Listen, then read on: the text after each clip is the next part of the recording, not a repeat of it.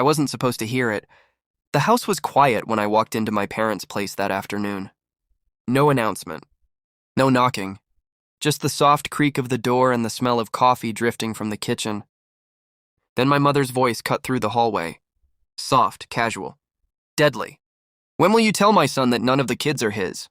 My feet froze against the hardwood floor. Silence followed. A long one. The kind that lets your heart slow down just enough to break. Then my wife answered. Calm, practical, almost bored. Not now. They still need to finish college and get married first. Their real dad could never afford tuition or weddings. The words slid into me like a blade pushed slowly between ribs. None of the kids are his. 23 years of marriage. 3 children. Every birthday. Every scraped knee. Every tuition payment. None of them mine. I didn't storm into the kitchen. I didn't shout. I simply turned around and walked out. The engine of my car hummed quietly as I drove home, but inside my head, everything was loud. Images, memories. I met my wife when we were 22. She had this effortless smile, the kind that made people trust her instantly. I was one of them. We built our life the slow way. Cheap apartments. 2 jobs each. Nights eating noodles at a kitchen table that wobbled. Then the kids came.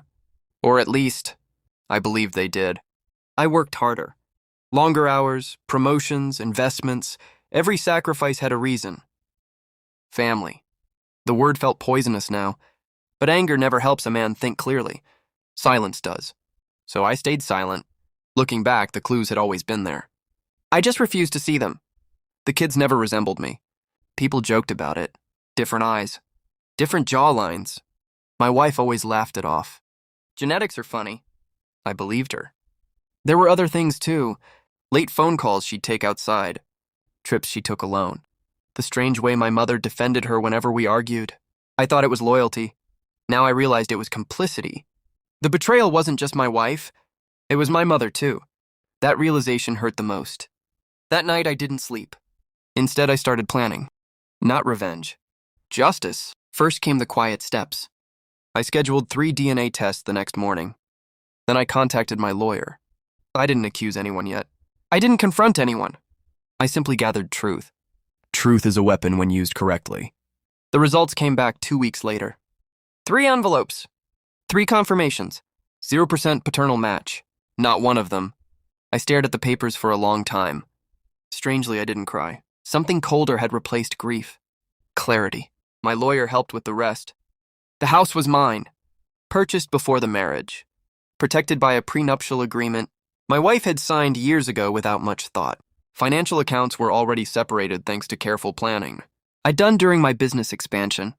She had access. But ownership? No. I moved slowly, quietly. Changed the locks. Transferred remaining funds. Closed shared credit lines. Packed their belongings into labeled boxes. Clothes, shoes, photo albums.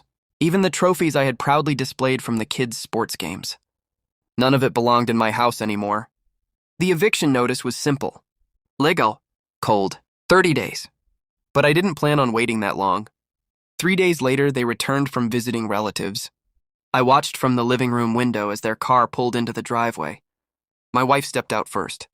Then the kids. My kids. No, not mine. The moment they reached the door, confusion spread across their faces. The key didn't work.